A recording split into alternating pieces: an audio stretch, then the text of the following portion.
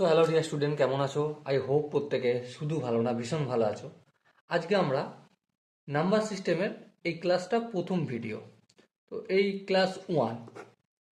তো নাম্বার সিস্টেমের এই ক্লাসে আমরা যেটা শিখবো সেটা হচ্ছে ইন্ট্রোডাকশন পার্ট, অর্থাৎ নাম্বার সিস্টেম সম্বন্ধে মোটামুটি একটা ধারণা তৈরি করব, যাতে কোশ্চেন আনসার সলভ করা যায়। ওকে, তো নাম্বার সিস্টেমের প্রথমেই আমরা যে টার্মিনোলজি নিয়ে ডিসকাস করব সেটা হচ্ছে প্রথমে ন্যাচারাল নাম্বার। কি বললাম? ন্যাচারাল নাম্বার কাকে বলে? ন্যাচারাল নাম্বার কাকে বলে? আরেকটা কথা বলে রাখি, ন্যাচারাল নাম্বারকে আমরা বাংলায় বলি প্রাকৃতিক সংখ্যা। কি বলা হয়? প্রাকৃতিক সংখ্যা। ওকে, তো এই ন্যাচারাল নাম্বার বা প্রাকৃতিক সংখ্যা জিনিসটা কি সেটা একটু বলি।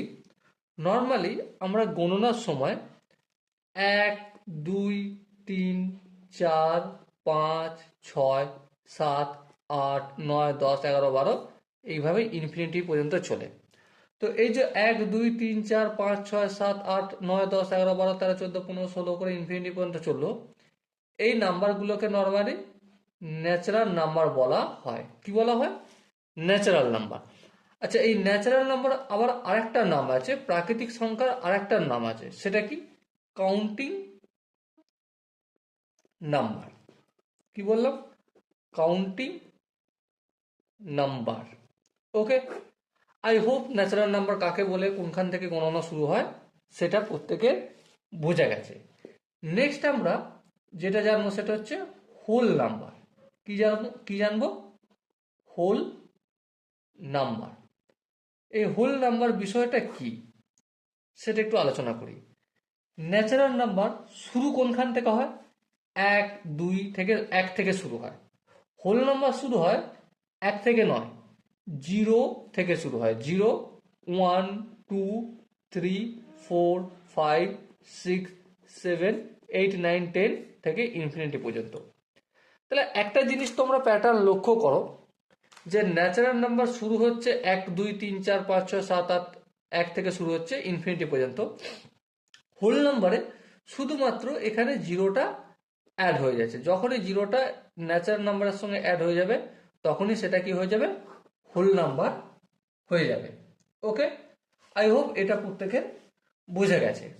চলো নেক্সট আমরা যেটা নিয়ে ডিসকাস করব সেটা হচ্ছে ইন্টিজার। কি বললাম? ইন্টিজার। এবারে প্রশ্ন হচ্ছে ইন্টিজার কাকে বলে, বা ইন্টিজারের নাম্বার কোনখান থেকে শুরু হয়। প্রথমত এই যে হোল নাম্বারগুলো রয়েছে সেগুলো লিখব। 0, 1, 2, 3, 4, 5, 6, 7 এইভাবে চলবে ইনফিনিটি পর্যন্ত। কিন্তু আমরা যখন কোনো নাম্বার লাইন ড্র করি, অঙ্কন করি, তখন শুধু তো পজিটিভগুলো থাকে না, নেগেটিভগুলো থাকে। তো -1, -2, -3, -4 এইভাবে মাইনাস ইনফিনিটি পর্যন্ত যে সংখ্যাগুলো সেগুলোকে ইন্টিজার বলে। ওকে, এবারে এখানে একটু বিশেষ কথা মনে রাখতে হবে। এই 1 থেকে পজিটিভ যে নাম্বারগুলোকে বলা হয় সেগুলোকে কি বলা হয়? Positive integer. কি বলা হয়? Positive integer. আর -1 থেকে নেগেটিভ যে নাম্বারগুলো রয়েছে সেগুলোকে কি বলা হবে? সেগুলোকে বলা হবে আমাদের নেগেটিভ ইন্টিজার। ওকে, এগুলো নেগেটিভ ইন্টিজার। আর শূন্য না তো পজিটিভের মধ্যে পড়ে আর না তো নেগেটিভের মধ্যে পড়ে। এবারে কয়েকটা বিষয় এখানে ধ্যান দিতে হবে আমাদের। যদি কেউ তোমাকে জিজ্ঞাসা করে যে নন নেগেটিভ ইন্টিজার কোনগুলো, তখন কোনগুলো বলবে? 0 থেকে পজিটিভ ইন্টিজারগুলোকে কি বলা হবে? Non negative. কি বললাম? 0 থেকে পজিটিভ ইন্টিজারগুলো সেগুলোকে কি বলা হবে? Non negative integer. Okay, I hope এটা প্রত্যেকের বোঝা গেছে। এরপর এবারে কেউ যদি জিজ্ঞাসা করে যে নন পজিটিভ ইন্টিজার কোনগুলো, একইভাবে 0 থেকে নেগেটিভ ইন্টিজারগুলোকে বলবো। কি বলবো? Non positive integer. Okay, I hope এটাও প্রত্যেকের বোঝা গেছে। এরপর নেক্সট আমরা যে বিষয়টা ডিসকাস করব সেটা হচ্ছে রেশনাল নাম্বার। কি বললাম? Rational number. রেশনাল নাম্বার আর ইরেশনাল নাম্বার, এটা একসাথেই জেনে নিই, সুবিধা হবে জানতে। Irrational number.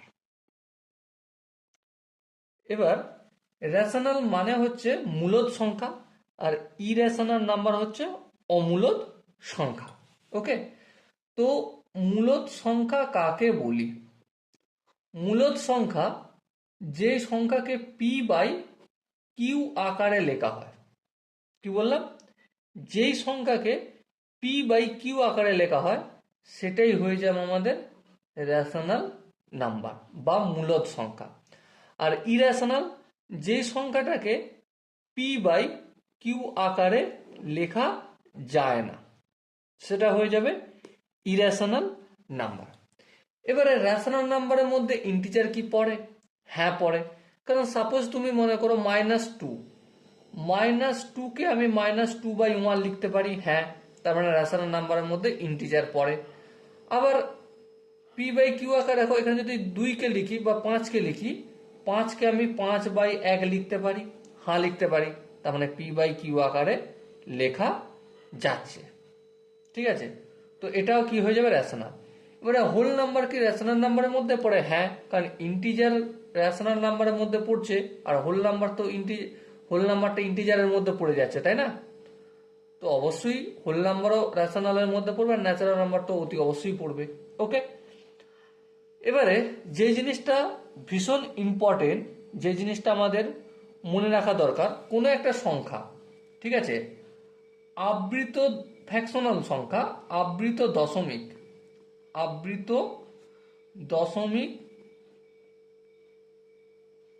সংখ্যা, আবৃত দশমিক সংখ্যা।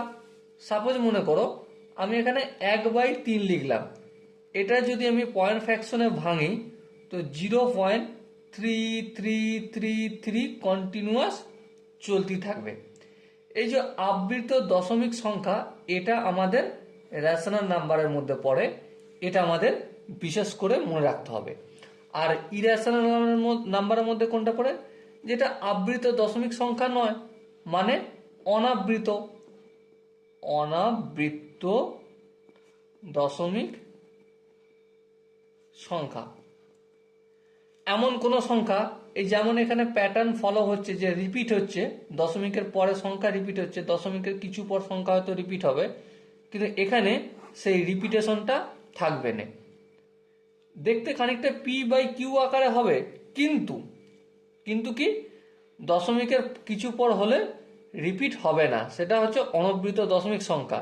এই অনাবৃত দশমিক সংখ্যাগুলোকে আমরা কি বলবো? Irrational number. এবার প্রশ্ন হচ্ছে 22/7 এটা রেশনাল না ইরেশনাল? আমি এখানে লিখছি, তাহলে নর্মালি আমাকে ভাগ করতে হবে। এই 22 লিখলাম, 3 7 21, 2 10 1 21, 1 2, 1 90, দশমিকের পর 0, তারপর আমার 4 7 28, 2 10 8 28, এবারে সরি 7 1 7, আরে 10 তো না, 7 1 7, তাহলে 3 90, দশমিকের জন্য একটা 0, ফের 4 7 28, 8 2 হবে, আবার দশমিকের জন্য 0, 7 2 14, 6 হবে, 0 খাবে একটা, 7 8 56, 5 10 6 56, 4 90, আচ্ছা 5 7 35, এবারে 5 90, ফের দেখো 50 হলো, আর 7 7 49, 49, আচ্ছা 1 90, আবার দেখো দশমিক 0, 7 1 7 1 খাইয়ে 7 হবে, ফের 3 90। দেখো তো এখান থেকে ফের রিপিট চালু হয়ে গেছে। হ্যাঁ, তাহলে এটা কি 22/7, এই সংখ্যাটা কি আবৃত দশমিক সংখ্যা, আর আবৃত দশমিক সংখ্যা মানে সেটা কি হয়ে যাবে, রেশনাল নাম্বার হয়ে যাবে। ওকে, এবার প্রশ্ন হচ্ছে যে আমরা পায়ের মান নর্মালি কি বলি 22/7, তাহলে পাইটা আমাদের কি রেশনাল নাম্বার? না, পায়ের মান 22/7 এটা ধরে নেওয়া হয়, ধরে নেওয়া হয়। অ্যাকচুয়ালি কি 22/7? না, অ্যাকচুয়ালি 22/7 নয়। পাই হচ্ছে আমাদের ইরেশনাল নাম্বার। কি বললাম? পাই হচ্ছে আমাদের ইরেশনাল নাম্বার, কিন্তু পায়ের মান যেটা আমরা নর্মালি ধরে নিই 22/7, সেটা হচ্ছে আমাদের rational number. Okay, I hope rational আর ইরেশনাল সম্বন্ধে মোটামুটি একটা স্বচ্ছ ধারণা ক্লিয়ার হয়েছে। অবশ্যই তুমি যেভাবে আমি খাতায় এই নোটগুলো বানাচ্ছি তুমিও লিখবে, কারণ একবার যদি তুমি তোমার খাতায় লিখে নাও তো আশা করি তোমার পরবর্তী সময়ে আর পুরো ভিডিও দেখার প্রয়োজন হবে না, তুমি সহজেই বুঝতে পারবে। ওকে, তো চলো রেশনাল ইরেশনাল গল্পটা মিটলো। এরপর যেটা নিয়ে আমরা ডিসকাস করব সেটা হচ্ছে যে রিয়েল নাম্বার। কি বললাম? Real number. রিয়েল নাম্বার মানে কি? রিয়েল নাম্বার মানে হচ্ছে বাস্তব সংখ্যা। কি বললাম? বাস্তব সংখ্যা। সমস্ত রেশনাল নাম্বার, সমস্ত রেশনাল নাম্বার তার সাথে ইরেশনাল ইরেশনাল নাম্বার একত্রে কি বলা হবে? রিয়েল নাম্বার বা বাস্তব সংখ্যা বলা হবে। মূলদ সংখ্যা আর অমূলদ সংখ্যা দুটোই দুটোকে একত্রে কি বলা হবে? রিয়েল নাম্বার বলা হবে। ওকে, এবার রিয়েল নাম্বার ছাড়াও নাম্বার সিস্টেমে আরো একটা ভাগ আছে, সেটা হচ্ছে কি কমপ্লেক্স নাম্বার। কি বললাম? Complex number. এবারে রিয়েল নাম্বার বাদ দিও, নাম্বার সিস্টেম আর একটা ভাগ কি আছে? Complex number. এই কমপ্লেক্স নাম্বার সেটা কি? কমপ্লেক্স নাম্বার নর্মালি এটাকে বলা হয় জটিল সংখ্যা। কি বলা হয়? জটিল সংখ্যা। এই জটিল সংখ্যার একটা ভাগ কি? জটিল সংখ্যার একটা ভাগ হচ্ছে ইমাজিনারি পার্ট। কি বললাম? Imaginary number. ইমাজিনারি নাম্বারটা আবার কি? ঠিক আছে, নর্মালি কোনো রুটের ভেতরে কোনো সংখ্যা যদি মাইনাস আকারে থাকে, যেমন ধরো -2, এটা হচ্ছে ইমাজিনারি নাম্বার। -√-3, এটা হচ্ছে imaginary number. Okay, I hope প্রত্যেকে বোঝা গেছে। এবার আমরা যদি এটাকে একটা ছকের আকারে লিখি তাহলে সবার উপরে কে থাকবে? Natural number. লিখে দেখিয়ে দিই, তাতে বুঝতে সুবিধা হবে ছকটা কেমন। ওকে, ন্যাচারাল নাম্বার। ন্যাচারাল নাম্বারে পর কে থাকবে? Whole number. Okay, WHOLE, whole number. Natural number শুরু কোনখান থেকে হচ্ছে? 1, 2, 3 থেকে শুরু হচ্ছে, এইভাবে ইনফিনিটি পর্যন্ত। হোল নাম্বার শুরু হচ্ছে 0, 1, 2, 3 থেকে ইনফিনিটি পর্যন্ত। হোল নাম্বারের পর কে থাকবে? সমস্ত হোল নাম্বার। তারপর থাকবে ইন্টিজার। ইন্টিজার, ইন্টিজার কি? -ইনফিনিটি থেকে শুরু করে -3, -2, মানে এর মাঝে মাঝে সংখ্যা রয়েছে, -1, 0, 1, 2, 3, এইভাবে ইনফিনিটি পর্যন্ত, মানে পজিটিভ, নেগেটিভ আর শূন্য সব মিলিয়ে হয় আমাদের ইন্টিজার। এবারে ইন্টিজারের দুটো ভাগ আছে। একটা ভাগ কি? রেশনাল বা মূলদ সংখ্যা। আর একটা কি আছে? অমূলদ সংখ্যা। অমূলদ সংখ্যা। এই মূলদ সংখ্যা কোনগুলো? যেগুলো p/q আকারে লেখা হয় আর যেগুলো আবৃত দশমিক, যেগুলো আবৃত দশমিক সংখ্যা। আর অমূলদ যেটা p/q আকারে লেখা যায় না, আর যেটা হচ্ছে অনাবৃত অনাবৃত দশমিক সংখ্যা সেগুলো হচ্ছে অমূলদ সংখ্যা। ওকে, তাহলে প্রথমে ন্যাচারাল নাম্বার ছিল, তারপর হোল নাম্বার, তারপরে ইন্টিজার, তারপর ইন্টিজারকে দুটো ভাগে ভাগ করা হলো, একটা হচ্ছে মূলদ আর একটা হচ্ছে অমূলদ। চোখের সামনে যেন ভালো করে একদম সবটা বুঝতে পারা যায়। এবারে মূলদ অমূলদ এই দুটোকে মিলে তৈরি কি হয়, দুটোকে মিলে তৈরি হয় রিয়েল নাম্বার বা বাস্তব সংখ্যা, বাস্তব সংখ্যা। ওকে, এটা বাস্তব সংখ্যা, আর এদিকে আছে আমাদের জটিল সংখ্যা, জটিল সংখ্যা। এবারে জটিল সংখ্যা একটা ভাগ কি, জটিল সংখ্যার একটা ভাগ হচ্ছে ইমাজিনারি সংখ্যা, ইমাজিনারি মানে কাল্পনিক সংখ্যা, ইমাজিনারি NARY, ইমাজিনারি নাম্বার। ওকে, এবারে ইমাজিনারি নাম্বার এখানটা আরেকটু আলোচনা করা দরকার। ইমাজিনারি নাম্বারকে নর্মালি আয়োটা দ্বারা প্রকাশ করা হয়, আই, ছোট হাতের আই, আয়োটা, আয়োটার মান হচ্ছে √(-1), এটা হচ্ছে ইমাজিনারি। আর এই বাস্তব সংখ্যা আর এই জটিল সংখ্যা এই দুটো মিলে তৈরি হয় আমাদের কি, বাস্তব সংখ্যা আর জটিল সংখ্যা এই দুটো মিলে তৈরি হয় সংখ্যা পদ্ধতি। কি হয়, সংখ্যা পদ্ধতি। ওকে, আই হোপ এই ছকটা প্রত্যেকের বোঝা গেছে। যদি কোনো জায়গায় বুঝতে অসুবিধা হয় তাহলে অবশ্যই ভিডিওটা ব্যাক করে আরেকবার একটু দেখা উচিত, আর দেখতে দেখতে অবশ্যই আমরা নোট বানাবো, কারণ একবার দেখলেই যেন চোখের মধ্যে পুরো জিনিসটা ভেবে ফেলা যায় বা বুঝতে পারা যায়। ওকে, তো এই গেল আমাদের normally natural number, whole number, integer, মূলদ বা রেশনাল, অমূলদ বা ইন্টিজার, বাস্তব সংখ্যা, জটিল সংখ্যা, তার মধ্যে ইমাজিনারি নাম্বার, আর হচ্ছে সংখ্যা পদ্ধতির পুরো সিস্টেমটা কিভাবে কি তৈরি সেটা আমরা জানলাম। এরপর আমরা যেটা জানবো সেটা হচ্ছে ইভেন নাম্বার আর অড নাম্বার বিষয়টা কি সেটা একটু আলোচনা করব। ওকে, দেখো প্রথমে আমরা যেটা জানবো সেটা হচ্ছে ইভেন নাম্বার কি। ইভেন নাম্বার, ইভেন নাম্বারকে বাংলায় আমরা বলা হয় কি, যুগ্ম সংখ্যা। কি বলা হয়, যুগ্ম সংখ্যা। এবার প্রশ্ন হচ্ছে যুগ্ম সংখ্যা বা ইভেন নাম্বার কাকে বলে। দেখো, কোনো সংখ্যাকে যখন 2 দ্বারা ভাগ করা যাবে, কত দ্বারা, 2 দ্বারা ভাগ করা যাবে, সেই সংখ্যাকে ইভেন নাম্বার বলে। তাহলে সংখ্যাটা যদি আমরা এখানে লিখি, কোনো সংখ্যাকে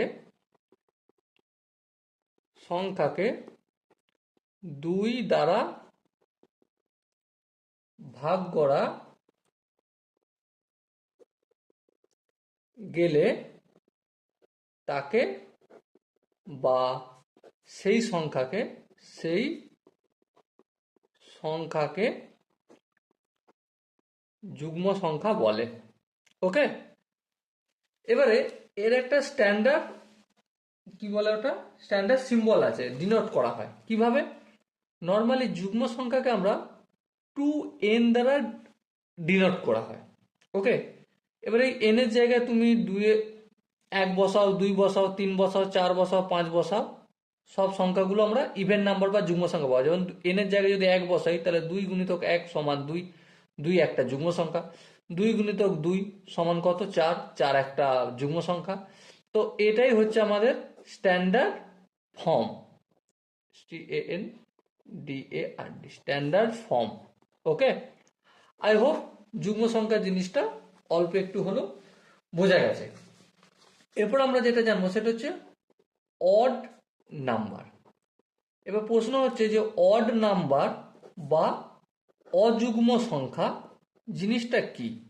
দেখো, ওখানে কি বলেছিলাম, যুগ্ম সংখ্যা বলেছিলাম যে কোনো সংখ্যাকে যখন 2 দ্বারা ভাগ করা যায়, আর এখানে ভাগ করা যায় না, সেটাই হয়ে গেল আমাদের অযুগ্ম সংখ্যা বা অড নাম্বার। এবারে তার সংজ্ঞাটা যদি আমরা লিখি, কোনো সংখ্যাকে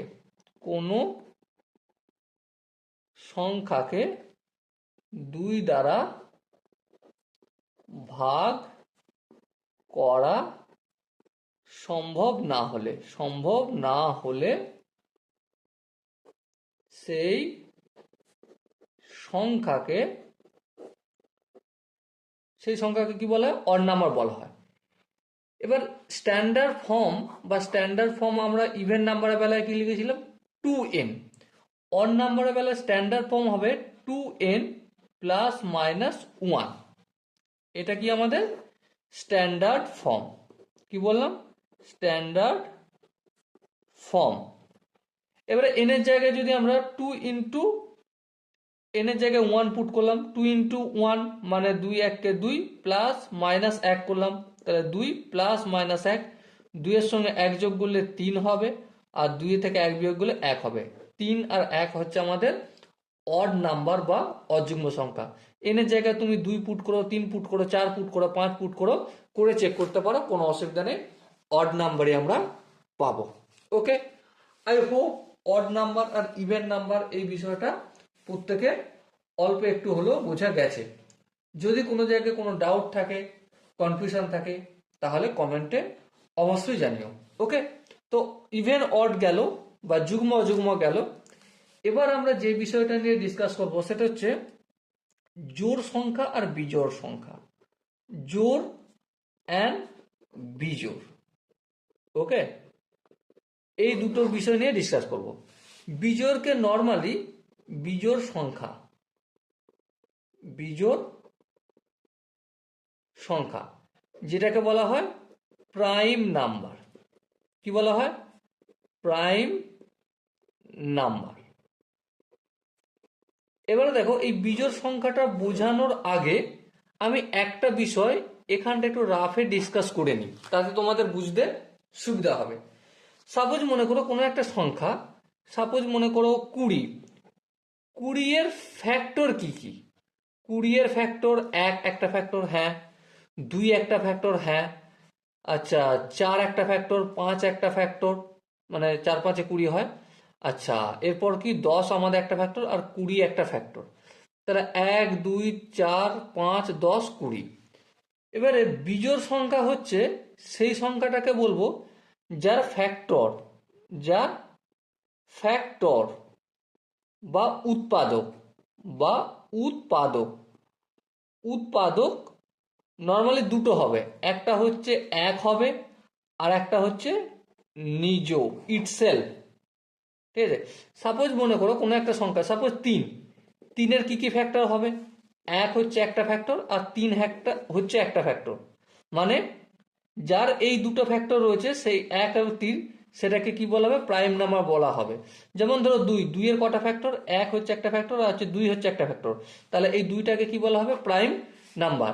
সাপোজ মনে করো 5 এর কটা ফ্যাক্টর? একটা ফ্যাক্টর হচ্ছে 1, আর একটা ফ্যাক্টর হচ্ছে 5, দুটো ফ্যাক্টর, তাহলে এটা কি হয়ে যাবে? আমাদের প্রাইম নাম্বার হয়ে যাবে। আচ্ছা, সাপোজ মনে করো 7 এর কটা ফ্যাক্টর? দুটো ফ্যাক্টর, একটা হচ্ছে 1 আর একটা হচ্ছে 7 সে নিজে, তাহলে যে 1 এবং নিজে এই দুটো ফ্যাক্টর হচ্ছে, সেটাকে কি বলা হবে? প্রাইম নাম্বার বা বিজোড় সংখ্যা। এবারে জোড়, হালাকি প্রাইম নাম্বার সম্বন্ধে আরেকটু জানবো, এর সাথে সাথে জোড় সংখ্যা বা কম্পোজিট নাম্বারটা নিয়ে একটু ডিসকাস করে নিই, তারপর প্রাইম নাম্বার বা বিজোড় সংখ্যা নিয়ে আরেকটু ডিসকাস করার আছে, না এখনই করে নেবো?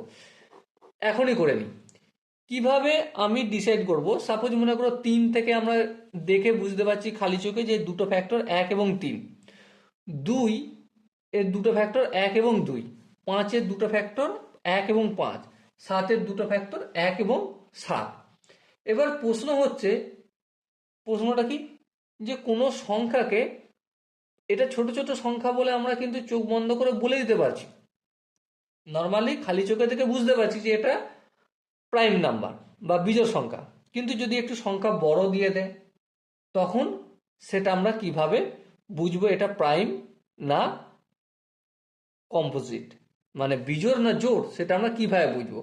সাপোজ মনে করো একটা উদাহরণ দিয়ে আমি তোমাদের দেখানোর চেষ্টা করছি, মন দিয়ে এই জায়গাটা বোঝার চেষ্টা করো, এই জায়গাটা থেকে অনেক কাজে লাগবে পরবর্তীকালে। সাপোজ মনে করো একটা সংখ্যা 137।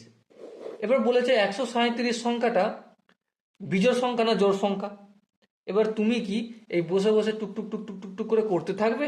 সাপোজ মনে করো এর থেকেও একটা বড় সংখ্যা দিয়ে দিল, ঠিক আছে? তো সেটা কি করবে? টুকটুক করে কি তুমি বসে বসে করতে থাকবে? না, সেটা আমরা টুকটুক করে বসে বসে করতে থাকবো না। তার জন্য একটা কাজ করব কি, এই সংখ্যাটার রুট বের করে নেবো, বর্গমূল বের করে নেবো প্রথমে। ফার্স্ট স্টেপ কি? Step one. Step one step ওয়ানের কাজ কি হচ্ছে? 137-এর রুট করব, বর্গমূল করব। তাহলে 137-এর বর্গমূল যদি করি, বর্গমূল কি করে করতে হয় চলো একটু দেখিয়ে দিই।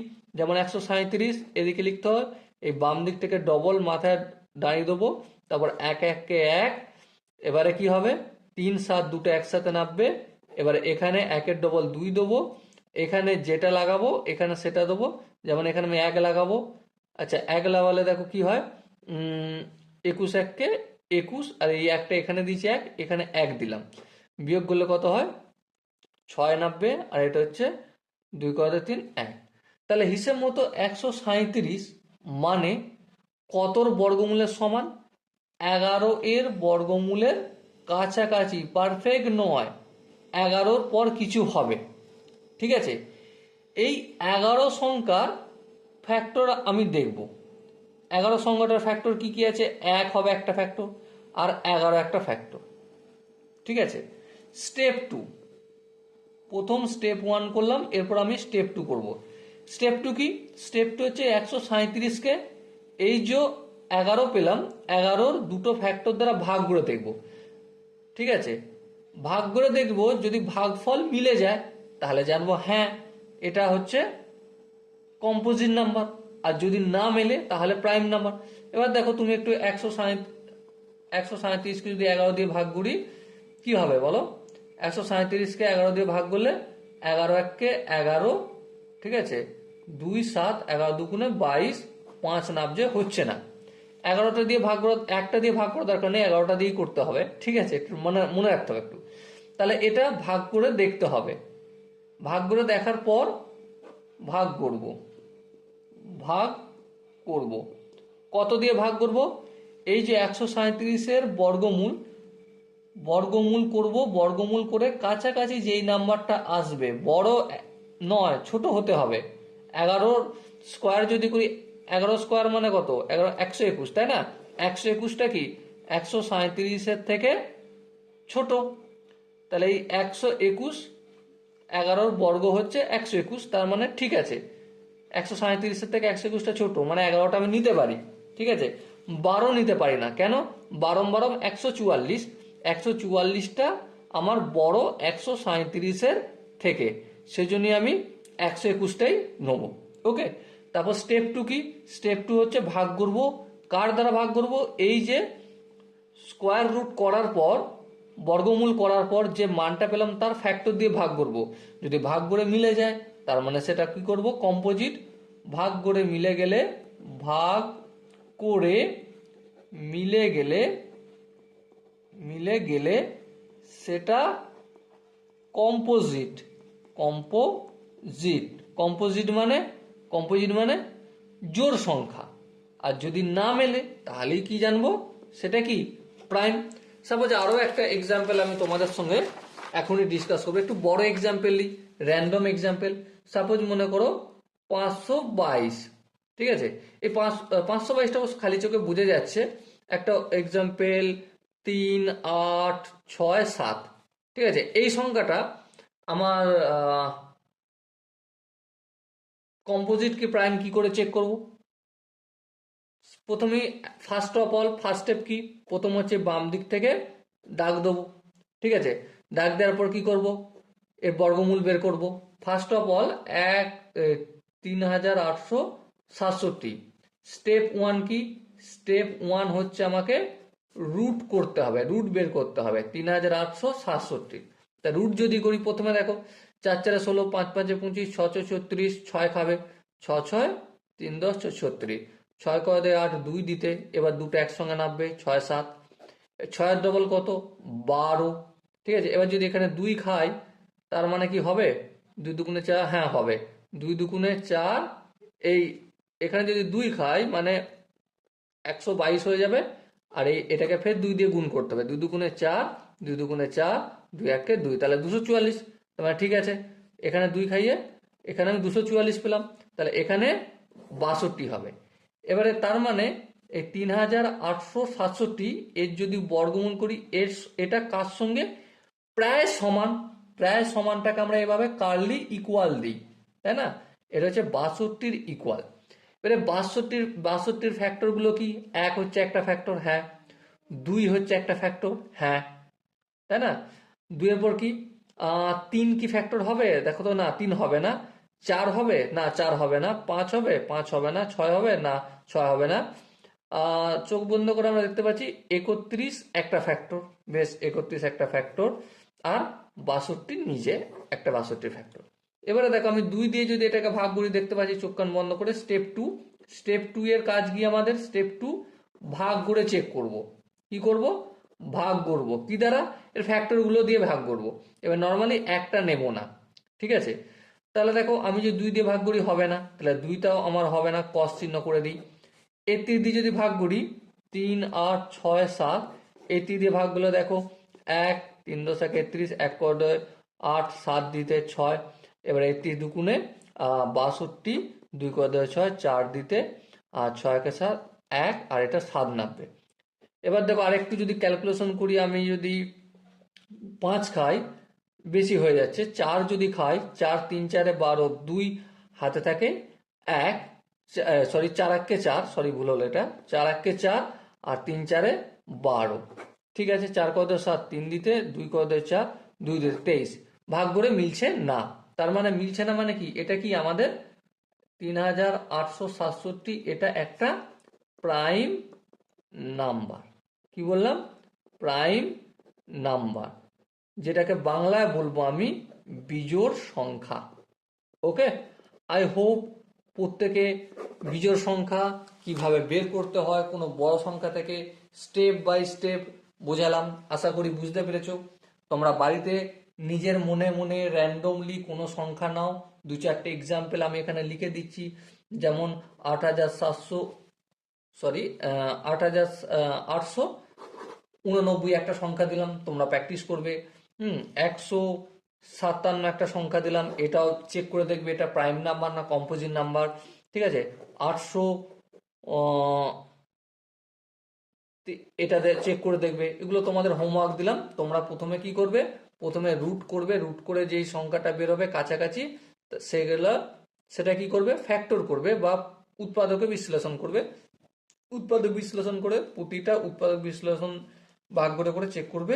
চেক করার পর যদি সবগুলো দিই, চেক করার পর যদি না মেলে, তার মানে যেন সেটা প্রাইম, আর যদি মিলে যায় সেটা কম্পোজিট নাম্বার।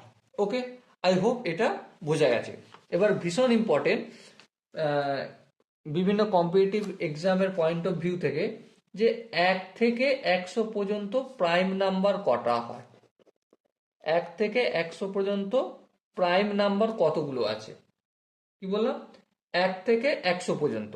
আবার কেউ জিজ্ঞাসা করতে পারে যে 1 থেকে 50 পর্যন্ত কতগুলো প্রাইম নাম্বার আছে, তাই না? তো এটার জন্য আমি একটা ছোট্ট করে মানে একটা বক্স করে তোমাদের লিখে দিচ্ছি। এটা তোমরা অবশ্যই নোট ডাউন করবে। আশা করি তোমরা প্রত্যেকে প্রত্যেকটা জিনিস নোট ডাউন করছো। ওকে, এখানে আমি লিখছি number of prime number, number of prime number, prime number, কতগুলো প্রাইম নাম্বার আছে। আর এটা হচ্ছে বিটুইন, মানে মধ্যে, কত থেকে কতর মধ্যে। ওকে, সাপোজ কেউ জিজ্ঞাসা করলো যে 1 থেকে 50-এর মধ্যে কতগুলো প্রাইম নাম্বার আছে, তো চোখ কান বন্ধ করে বলে দেবে যে 15টা প্রাইম নাম্বার আছে। তোমরা নিজেরাও একটু চেক করে করে দেখতে পারো। ওকে, এবারে 1 থেকে 100-র মধ্যে কতগুলো প্রাইম নাম্বার আছে, তোমরা নিজেরাও চেক করে দেখতে পারো 25টা প্রাইম নাম্বার আছে। ওকে, এবারে 1 থেকে 200 পর্যন্ত কতগুলো প্রাইম নাম্বার আছে? 1 থেকে 200 পর্যন্ত আছে 46, মানে 46টা বিজোড় সংখ্যা রয়েছে। এবারে 1 থেকে 500 পর্যন্ত কতটা প্রাইম নাম্বার আছে? 95টা প্রাইম নাম্বার আছে। ওকে, এবারে 1 থেকে 1000 পর্যন্ত কতগুলো প্রাইম নাম্বার আছে? 168 প্রাইম নাম্বার আছে। ওকে, আই হোপ প্রত্যেকের এই জায়গাটা বুঝতে কোনো অসুবিধা নেই। যদি কারো বুঝতে অসুবিধা থাকে, ডাউট থাকে, কনফিউশন থাকে, তার জন্য কি করতে হবে, কমেন্ট সেকশন তো খালি রয়েছে, কমেন্টে অবশ্যই জানাতে হবে। ওকে, তো এটা যদি বোঝা যায়, আমরা নেক্সট যে টপিকটা নিয়ে ডিসকাস করব সেটা হচ্ছে কো প্রাইম। কি বললাম? কো প্রাইম কাকে বলে? কো প্রাইম কাকে বলে? কাকে বলে? কো প্রাইম নর্মালি দুটো প্রাইম নাম্বার তুমি নাও। কি বললাম? দুটো প্রাইম নাম্বার। সাপোজ মনে করো 7 হচ্ছে একটা প্রাইম নাম্বার, হ্যাঁ 7 একটা প্রাইম নাম্বার। আবার 17 এটাও একটা প্রাইম নাম্বার, হ্যাঁ ঠিক। এই দুটোর গসাগু করো, গসাগু। গসাগুকে ইংরেজিতে আমরা কি বলি? Highest common factor, HCF। গসাগু করলে, এই দুটোর গসাগু করলে, গসাগু যখন 1 হবে তখন এই দুটো সংখ্যাকে একে অপরের ক্রো প্রাইম বলবো। আবারও বলছি, যে কোনো দুটো প্রাইম নাম্বার তুমি পিক আপ করো, তুলে নাও।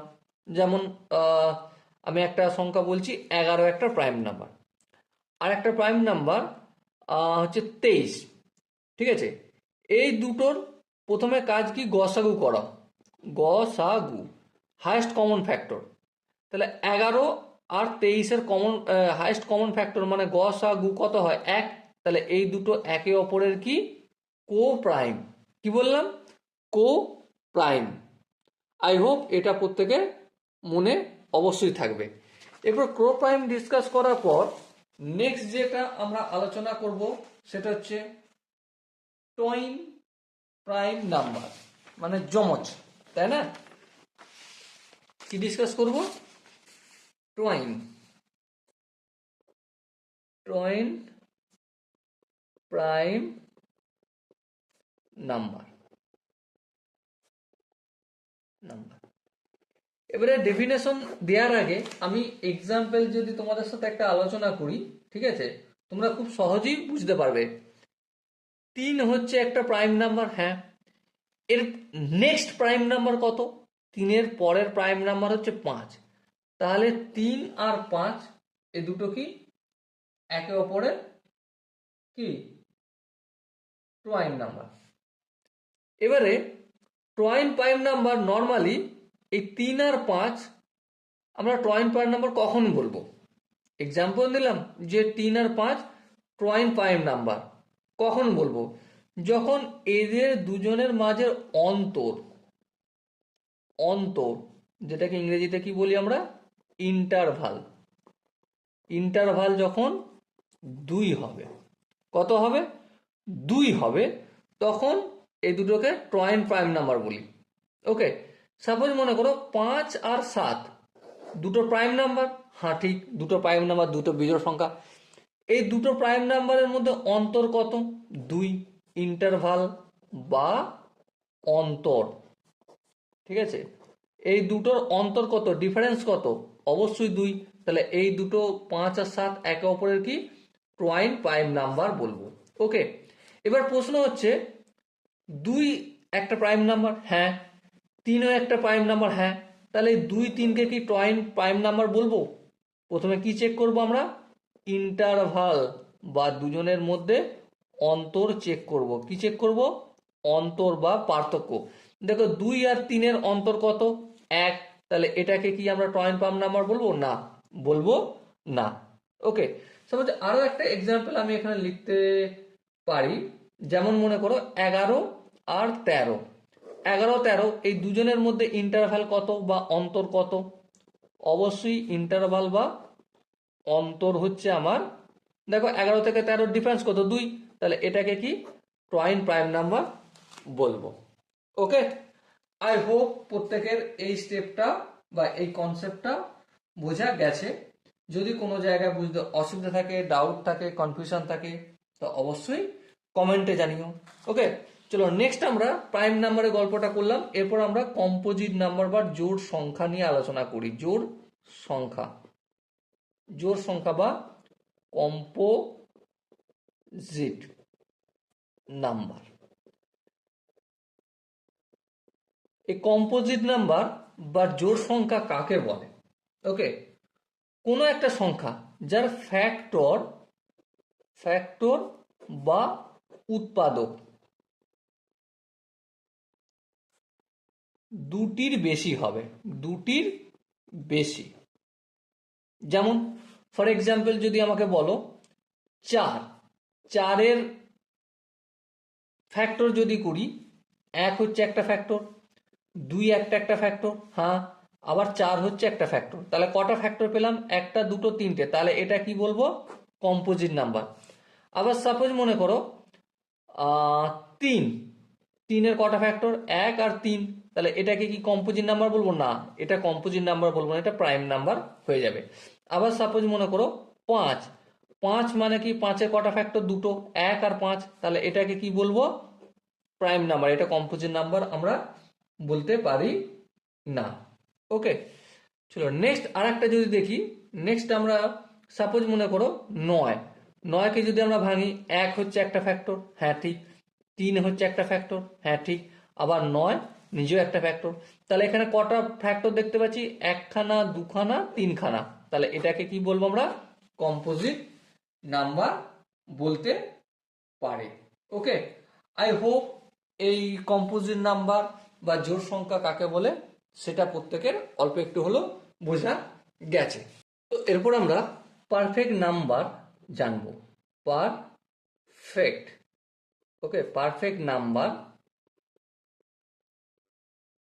বা সম্পূর্ণ সংখ্যা বিষয়টা কি?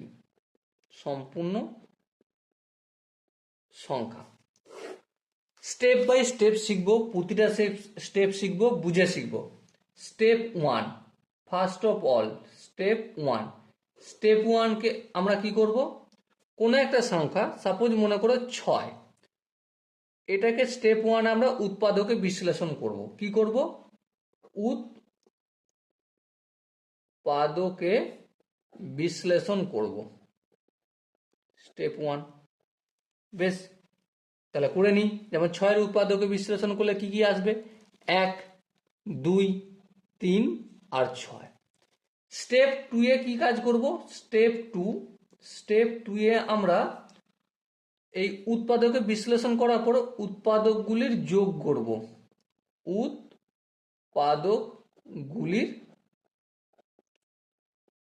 যোগ করব, কিন্তু ব্র্যাকেটের মধ্যে কি লিখব? ইটসেলফ বাদ দিয়ে, ইটসেলফ বাদ। মানে এই যে 1, 2, 3, 6, 6-এর উৎপাদক যোগ কোনটা করব? 1-এর যোগ করব, 2-এর যোগ করব আর 3-এর যোগ করব। ওকে, যোগ করে দেখব। স্টেপ 3, স্টেপ 3 কি? চেক করব আমরা, চেক করব। যেমন 1, 2, 3 যোগ করলে কত হয়? 6 হয়। তাহলে 6কে কি আমরা সম্পূর্ণ নাম্বার বলতে পারি? হ্যাঁ বলতে পারি। তাহলে এই স্টেপগুলো মেনটেন করতে হবে। আরো একটা এক্সাম্পল আমরা দেখো, 6 হচ্ছে সব থেকে ছোট পারফেক্ট নাম্বার। কি বললাম? 6 সব থেকে ছোট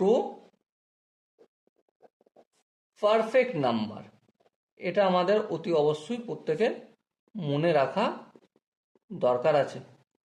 ওকে, 6 সব থেকে ছোট পারফেক্ট নাম্বার। এবার সাপোজ একটা সংখ্যা 28, 28 সংখ্যাটা কি পারফেক্ট নাম্বার? চেক করে দেখি। যেমন 28কে যদি ভাঙি, একটা উৎপাদক 1 হবে, একটা 2 হবে, একটা হচ্ছে 4 হবে, 4 7 28 হয়, একটা হবে 7 হবে, 4 7 28। আচ্ছা, আর একটা হচ্ছে 14 হবে, আর হচ্ছে 28 নিজে। যোগ কার কার সঙ্গে কার করবো? 1-এর সাথে করব এই 2-এর, 2-এর পর 4-এর, তারপর 7-এর, তারপর 14। এই 28টা কি হয়ে যাবে? বাদ হয়ে যাবে। ওকে, তাহলে 14 আর 7-এ কত হয়? 21, 21 আর 4-এ কত হয়?